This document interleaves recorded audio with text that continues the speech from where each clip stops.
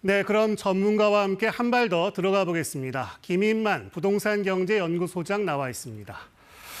먼저 오늘 발표를 보셨을 텐데요. 총평부터 좀 들어보겠습니다. 네, 최근 급등하는 집값에 브레이크를 잡았다는 점에서는 좀 긍정적으로 평가할 수도 있겠습니다만 네. 저는 토제 해제도 그렇고요. 지정도 그렇고 아니했으면 제가 가장 좋았을 거라는 아쉬움이 남습니다.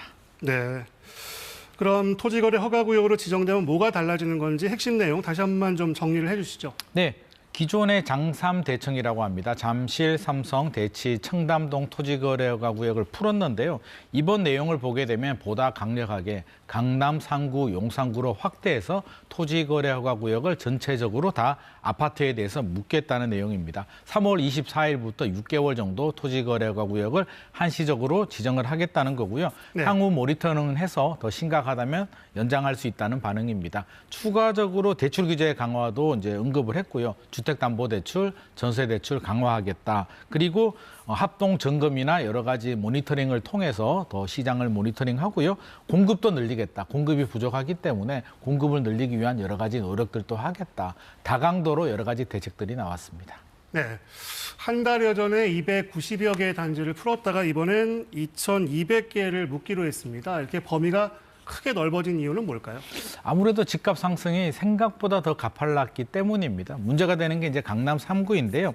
송파구만 보더라도 일주일 새에 주간 변동률이 0.68에서 0.72%로 껑충 올라갔고요. 네. 한 달간 비교해 보면 0.1%에서 0.72%. 자동차 속도로 따지면 한 30km 달리다가 200km로 빠르게 증가를 했기 때문에 첫 번째 문제가 되는 거고요. 이번에 이제 토지거래허가 구역 재지정을 할 수밖에 없었던 가장 결정적인 이유가 외지인 투자. 그리고 갭 투자가 급증했다는 점인데 네. 외지인이라고 한다면 이제 서울이 아닌 지역에서 서울 강남 아파트를 사는 비중이 1월 55.3%에서 2월 62.4%로 크게 늘어났고요. 전세 끼고 투자라고 하죠. 갭 투자. 토지 거래가 구역에 풀리게 되면 이제 갭 투자가 가능하게 되는데 역시 35.2%에서 43.6%로 급증을 했기 때문에 어쩔 수 없이 재규제를 할 수밖에 없는 상황이 된 것 같습니다. 그렇군요. 앞서 말씀하셨지만 결과적으로 말하자면 애초에 서울시가 규제를 안 풀었으면 되는 거 아니냐 이런 말도 있는데요. 네. 좀 더 자세히 말씀해 주실 게 있으실까요? 일단 서울시 입장에서 본다면 토지거래가 구역 처음 지정부터가 이제 문제였다고 판단을 한 것 같습니다. 우리 압구정, 여의도, 목동, 성수 이 지역들도 지금 또 토지거래가 구역으로 지정되어 있음에도 불구하고 최근까지도 계속 신고가가 나오고 있습니다. 토지거래가 구역 지정이 된다고 해서 집값을 잡는 것도 아니고 사유재산 침해 논란이 있기 때문에 풀어주긴 했는데요. 아마 서울시도 이런 고민을 하지 않았지는 않았겠죠. 설마 올라도 이 정도까지 올랐을까라는 좀 아니란 생각을 좀 가진 것 같고요. 라이터 불을 켜서 산불이 나진 않습니다. 바닥에 낙엽도 깔려 있고 날씨도 건조하고 찬바람이 불 때, 강한 바람이 불 때 이제 산불이 나게 되는데 네. 라이터 불만 쳐다본 것 같습니다. 토지거래허가 구역 하나만 보게 되면 이 정도까지 집값이 올라가는 거는 좀 이해가 되지 않습니다만 금리가 내려가고요. 입주 물량이 부족하고 또 다주택자 규제로 인한 똘똘한 한 채 현상 또 저금리 불경기로 인해서 서울 선호 사상이 더 강해지다 보니 모든 사회 현상이 집중이 되면서 집값이 많이 올라갔는데 타이밍을 좀 놓친 것 같습니다. 왜 이런 현상이 발생하게 되면 부동산원 통계를 보게 되면 즉각적으로 이제 통계 결과가 나오는데 실거래 지수는 늦게 반영이 되거든요. 그러면 네. 호가는 올라갔는데 거래가 안 된 것 같은 착시 효과가 나오기 때문에 타이밍이 좀 늦은 것 같은데 현장에 좀 더 일찍 나가서 모니터링을 했더라면 좀 빠른 대응을 하지 않았을까 하는 아쉬움이 남습니다. 그렇군요. 단기간에 이렇게 정책이 바뀌면 시장이 좀 혼란스러워할 수도 있는데 시장의 반응은 어떤가요? 굉장히 황당하고 좀 억울하다는 반응들이 많이 나오고 황당하고 있는데 억울하다. 집값이 많이 오른 잠실이라든지 이런 지역들은 그나마 이해할 수 있습니다만 이번에 강남 3구, 용산구를 다 묶었는데요. 송파구에서도 집값이 많이 오른 강남 잠실도 있지만 거여 마천동 같은 경우는 집값이 별로 오르지도 않았는데 토지거래가 구역으로 지정이 되면서 전세 낀 물건들은 팔지 못하는 상황이 발생을 합니다. 그리고 너무 한 달 만에 전격적으로 풀었다가 또 갑자기 묶어버리기 때문에 시장에서는 대혼란이 생기고 있고요. 3월 24일 계약분부터 적용이 되기 때문에 오늘부터 한 4일 정도 남았죠. 집을 빨리 팔아야 되나? 어떻게 해야 되나? 지금 굉장히 혼란스러운 상황입니다. 24일부터 거래되는 물량에 대해서 계약부터 적용이 됩니다. 네. 적용이 되는 거군요. 네네. 그럼 뭐 어떻게 봐야 될까요? 이번 결정으로 과연 그 부동산 시장의 과열 양상이 수그러들 거냐, 또 이런 점이 관심인데 효과가 있다고 보십니까?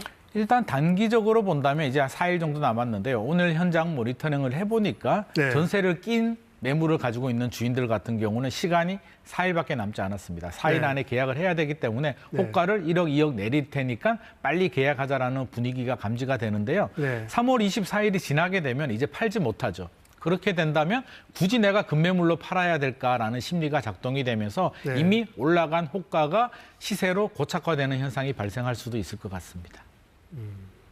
그렇군요.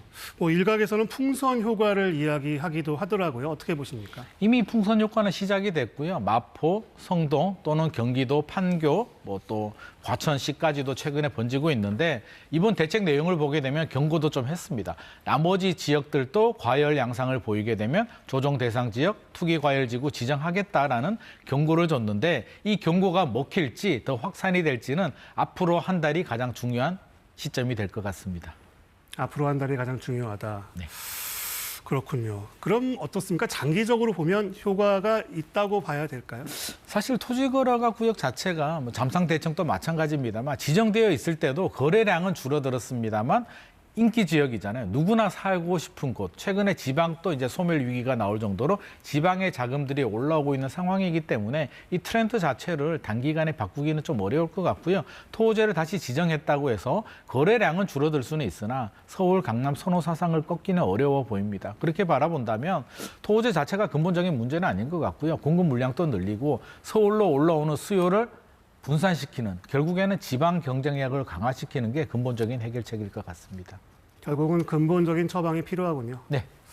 그리고 또 정부가 뭐 금융권 자율 규제라고는 했지만 가계 대출도 조이는 추세이지 않습니까? 그렇게 되면 그 내 집 마련을 계획 중이었던 실수요자들이 좀 어려움을 겪지 않을까 싶은데 어떻습니까? 좀 선의의 피해를 볼 수도 있는데요. 강남 같은 경우에 금액이 워낙 높기 때문에 전세 끼고 사더라도 20억, 30억 정도 투자를 해야 됩니다. 이런 분들은 대출 규제 영향을 크게 받지는 않는데 오히려 서울 외곽이라든지 경기, 지방 같은 경우는 대출 규제에 치명적인 영향을 받을 수도 있기 때문에 강남 집값 잡으려다가 외곽 지역 실수요자들이 피해보지 않을까 걱정이 됩니다.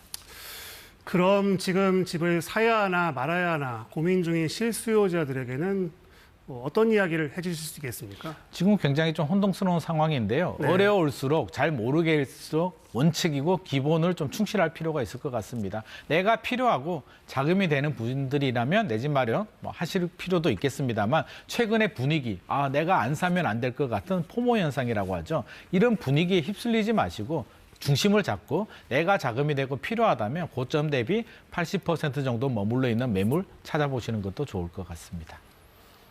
네, 김인만 부동산경제연구소장과 자세히 짚어봤습니다. 말씀 잘 들었습니다.